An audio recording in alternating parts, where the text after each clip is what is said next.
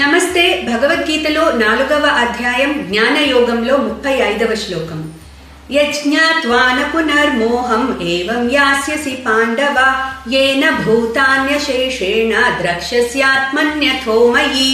So భగవానుడు అర్జునుడిని జ్ఞానయజ్ఞానికి కావాల్సిన జ్ఞానాన్ని ఒక గురువు దగ్గర 3 పనులు చేసి సంపాదించమన్నారు. అట్లాగే ఇప్పుడు ఆ జ్ఞానం పొందిన తర్వాత ఏమవుతుందో చెప్తున్నారు. యజ్ఞాత్వాన పునర్మోహం, అటువంటి జ్ఞానాన్ని నువ్వు పొందిన తర్వాత ఇటువంటి మోహానికి నువ్వు ఇంకా లోను కావు. పునర్మోహం, ఇంకా నువ్వు ఇటువంటి మోహానికి లోను కావు. ఎందుకు? You know what is your self. నీ సెల్ఫ్ నాలెడ్జ్ లో నువ్వు స్థిరంగా ఉండగలుగుతావు కాబట్టి ఈ చుట్టూ ఉన్న ప్రపంచం నీకు ఇంకా పట్టదు. So you are always seated in yourself. అందుకని ఇటువంటి ఆత్మజ్ఞానాన్ని, పరమాత్మ జ్ఞానాన్ని పొందిన తర్వాత నువ్వు ఇప్పుడు ఏదైతే మోహంలో నువ్వు పడ్డావో, అంటే నా వాళ్ళు అంటున్నాడు కదా, సో అటువంటి మోహానికి నువ్వు ఇంకా ఎప్పటికీ లోను కావు అర్జున అని చెప్పి ఏమంటున్నారు? ఏవం యాససి పాండవ. ఇట్లాంటి జ్ఞానం పొందిన తర్వాత ఫస్ట్ ఆఫ్ ఆల్ నువ్వు మోహానికి లోను కావు. తర్వాత ఏంటి?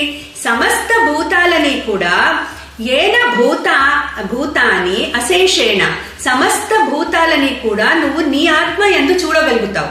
అంటే నీలో ఉన్న ఆత్మ, వాటిలో ఉన్న ఆత్మ, సమస్త భూతాలలో ఉన్న ఆత్మ ఒకటే అని నువ్వు అర్థం చేసుకుంటావు. అది అర్థం చేసుకున్న తర్వాత ద్రక్ష్యస్యాత్మని తోమయి, అంటే ద్రక్ష్యసి ఆత్మని అథ తోమయి, అంటే నాలో ఈ సమస్త భూతాలని నీలో చూస్తావు, తర్వాత నాలో కూడా చూస్తావు. అంటే నీలో ఉన్న ఆత్మ నేనే అని నువ్వు అర్థం చేసుకుంటావు. అలాగే సమస్త భూతాల్లో ఉన్న ఆత్మ నేనే అని నువ్వు అర్థం చేసుకుంటావు. సో ఈ ఆత్మజ్ఞానం పొందిన తర్వాత నీకు ఇంకెప్పుడు నువ్వు మోహానికి లోను కావు. సమస్త సృష్టిని ఆత్మస్వరూపంగా నువ్వు చూడగలుగుతావు, పరమాత్మ స్వరూపంగా చూడగలుగుతావు అర్జున.